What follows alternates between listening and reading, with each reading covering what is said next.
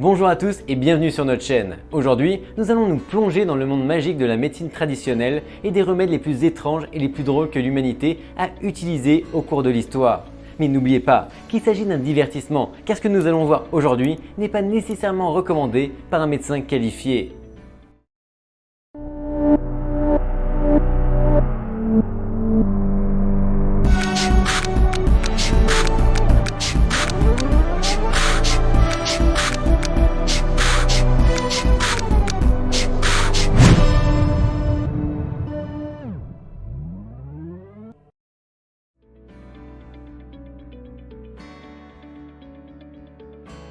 Nous commençons par les médicaments de grand-mère. Vous connaissez ces remèdes miracles que nos grand-mères bien aimées nous prescrivent toujours.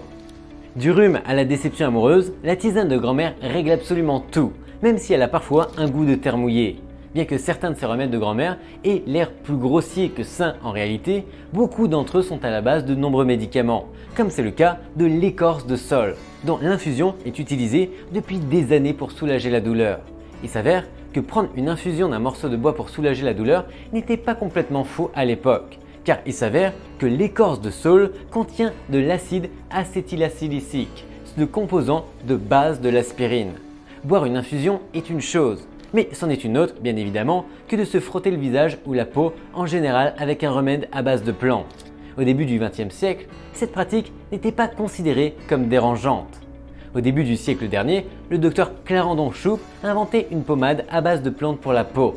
Cette pommade a connu un grand succès malgré son étrange couleur verte et sa consistance collante et gélatineuse. Pouvez-vous vous imaginer à un seul instant avoir du flubber sur votre visage, juste pour avoir l'air un peu mieux? Personnellement, pas moi, absolument pas, mais je suppose que tout est possible en matière de beauté.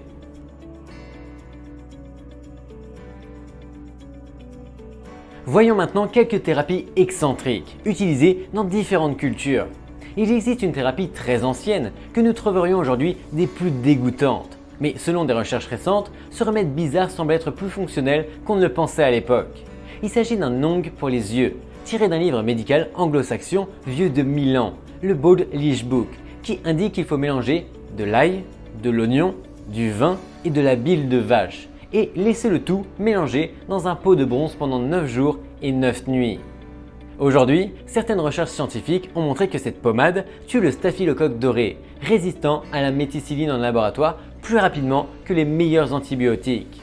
La thérapie par les poissons est un autre remède bizarre qui a été remis au goût du jour. Il s'agit d'une ancienne pratique populaire dans les bains turcs du 19e siècle. Dans les bains turcs du 19e siècle, la thérapie par les poissons était très répandue. Elle consistait à mettre les pieds dans un bassin avec des petits poissons, afin que ces derniers mangent les cellules mortes des pieds. Je sais, c'est littéralement la maltraitance animale, mais il se trouve que cette pratique est devenue à la mode, malgré les podologues et les professionnels de la santé, qui ne le recommandent absolument pas plus que les poissons eux-mêmes. Les remèdes de l'Antiquité. Les civilisations anciennes avaient elles aussi leurs remèdes, disons particuliers. L'Égypte ne fait pas exception, bien évidemment. Cataplasme d'excréments de crocodile. Oui, vous avez bien deviné ce que c'était. Les Égyptiens utilisaient les excréments de crocodile pour soigner les blessures et les brûlures. D'après certaines preuves archéologiques, les Égyptiens pratiquaient des trépanations. Elles consistaient à percer le crâne avec un élément tranchant ou avec des couteaux en métal lorsqu'ils existaient bien évidemment déjà, pour atteindre le cerveau. Cette méthode était destinée à soigner des migraines, des épilepsies ou des psychoses. Dans d'autres civilisations, comme les Mayas, on ne sait pas avec certitude si la pratique consistait en une intervention chirurgicale ou s'il s'agissait d'un simple rituel. Le fait de subir une trépanation n'était pas nécessairement synonyme de mort, car des crânes trépanés ont été retrouvés avec des signes de survie. Ceci est démontré par la croissance de nouveaux os autour du trou de trépanation. La saignée est un autre remède ancien qui nous apparaît aujourd'hui comme une méthode de torture. Cette pratique était très répandue au 15e, 16e et 17e et a été utilisée jusqu'au 19e siècle. Elle consistait à extraire le sang d'un patient à l'aide d'un objet pointu, d'aiguilles et même de sangsues, comme vous l'avez entendu dire. Cette procédure bizarre et certainement douloureuse avait pour but d'équilibrer les humeurs du corps, le sang, le flegme, la bile jaune et la bile noire. Ces humeurs étaient censées être sécrétées respectivement par le cœur, le cerveau, le foie et la rate. Bien que cette procédure ne soit plus utilisée, fort heureusement, car elle manque manifestement d'effets curatifs, il existe aujourd'hui des personnes qui, grâce à des dons de sang, suivent un traitement visant à réduire ce liquide dans leur corps. Il s'agit de patients qui souffrent de polyglobulie, un trouble qui, d'une manière générale, peut être défini comme l'augmentation de globules rouges et qui peut être motivé par différentes causes.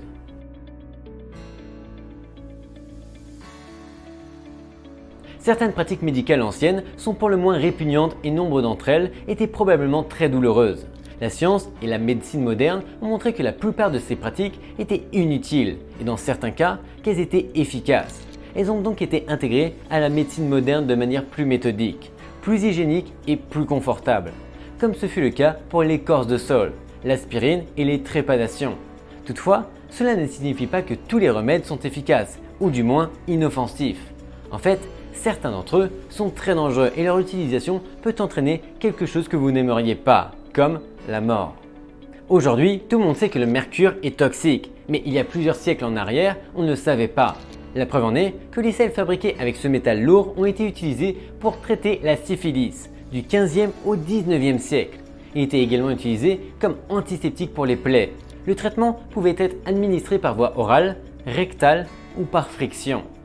Un autre métal utilisé dans l'Antiquité était le plomb. Les Égyptiens ont également commencé à utiliser le plomb, un autre élément très toxique qui peut provoquer de graves troubles du développement du système nerveux chez l'enfant et des problèmes cardiaques chez l'adulte.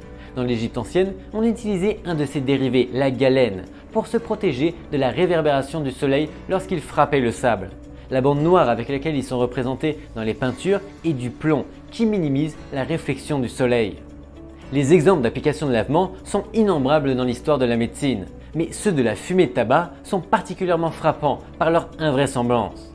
La technique consistait à introduire de la fumée de tabac dans le patient par l'anus bien évidemment au moyen d'appareils conçus à cet effet. Cette méthode était destinée à traiter tous les problèmes, des troubles respiratoires au rhume. Elle a même été utilisée pour lutter contre le choléra ou pour ranimer les personnes mortes par noyade. Cette technique a été utilisée jusqu'au début du XXe siècle, bien qu'elle ait commencé à tomber en désuétude au XIXe siècle. Elle a finalement été abandonnée en raison des effets nocifs du tabac sur le cœur et les poumons.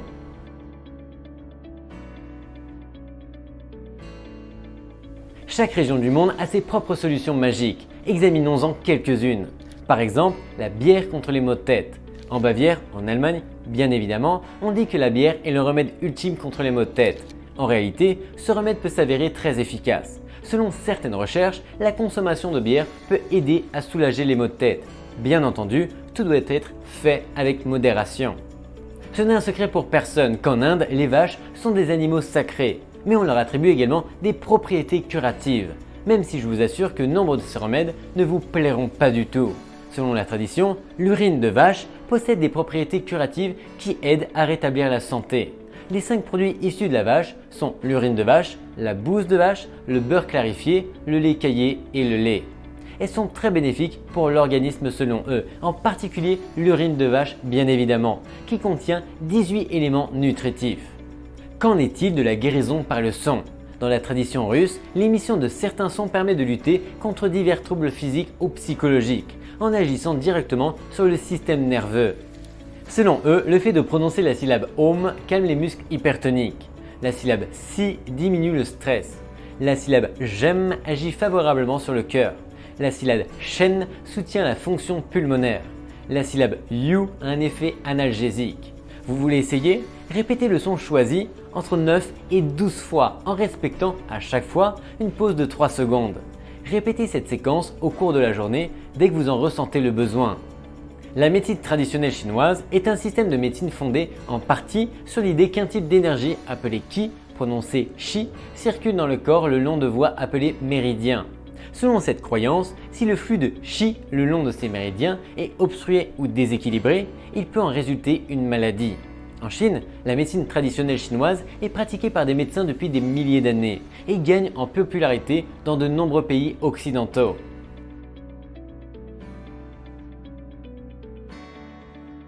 Il semble que nous ayons parcouru le monde de la médecine traditionnelle et des remèdes bizarres. N'oubliez pas qu'il est toujours préférable de consulter un professionnel de la santé pour tout problème de santé réel.